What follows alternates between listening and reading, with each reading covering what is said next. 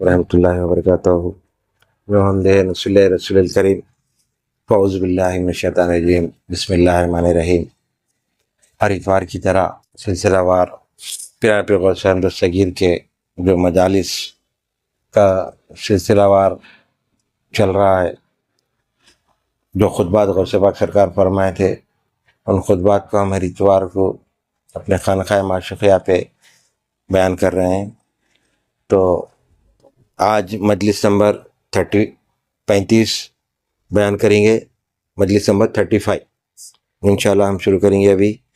آج ہے 2 فروری 2025، 3 شعبان المعظم 1446 ہجری، بروز اتوار۔ بسم اللہ الرحمن الرحیم۔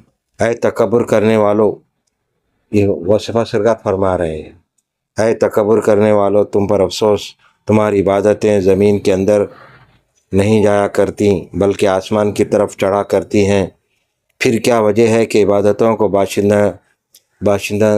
باشندان گان زمین مخلوق کے نام زد کیے دیے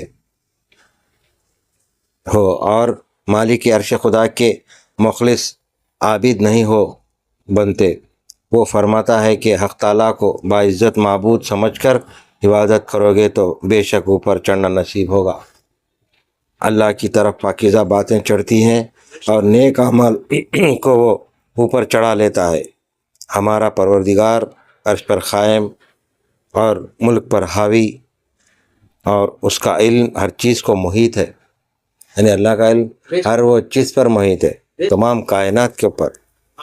اس مضمون کی 7 آیتیں اس نے قرآن مجید میں نازل فرمائی ہیں، جن کو تیری جہالت اور رعونت کی وجہ سے میں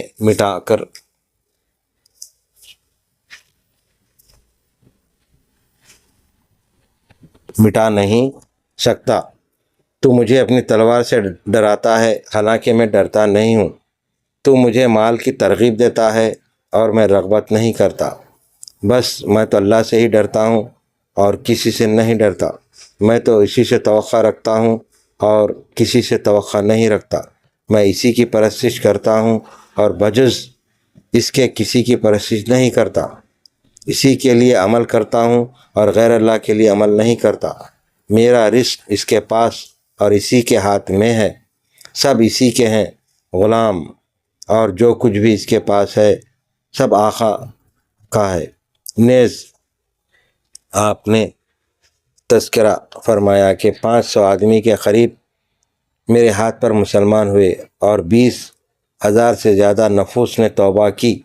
اس کے بعد فرمایا یہ سب غوث پاک سرکار کے ہاتھ پہ، یہ سب میرے ہاتھ پر مسلمان ہوئے اور برکت ہے ہمارے نبی محمد مصطفیٰ صلی اللہ علیہ وسلم کی۔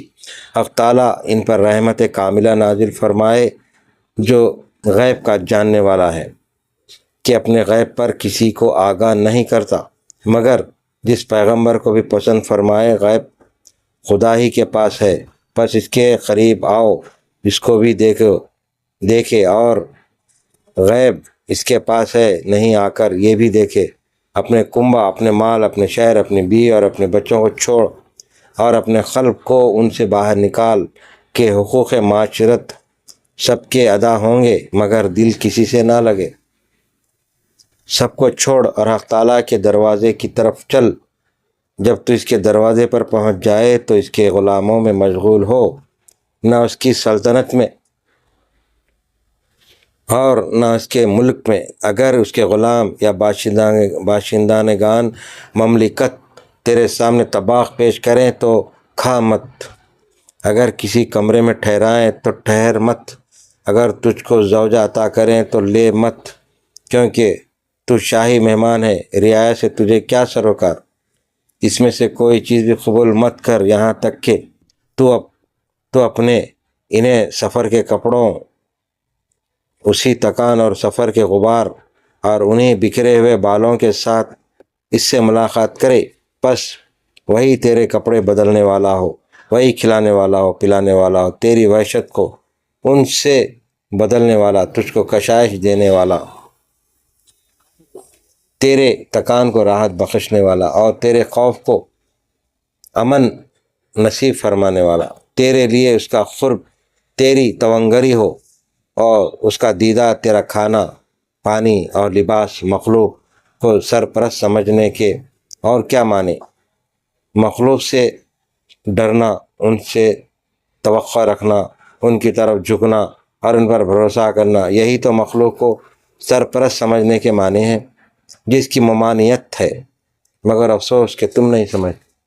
یعنی بار بار سرکار کو یہی بول رہے کہ تم مخلوق کو خدا مت سمجھو، مخلوق ہی کرنے والا ہے، وہ فلاں آدمی کرنے والا، اللہ کے ہی ہاتھ میں ہے۔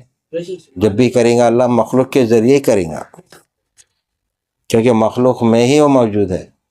مخلوق خدا نہیں ہے، خدا مخلوق کے ذریعے کراتا، وہ اپنا جلوہ ہر شے پہ، اس کی قدرت ہر شے پہ ہے، ہر جاندار پر اللہ کی قدرت ہے، وہ کسی کے ذریعے بھی کرا سکتا۔ تو یہ میں سمجھا کہ وہ فلاں آدمی ہی ہمارا کام کرے گا، ایسا نہیں ہے، اللہ جس سے چاہے کرائیں گا۔ تو ہم مجلس نمبر 35 کو یہاں پر ختم کرتے ہیں، انشاءاللہ آئندہ اتوار کو پھر مجلس نمبر 36 بیان کریں گے۔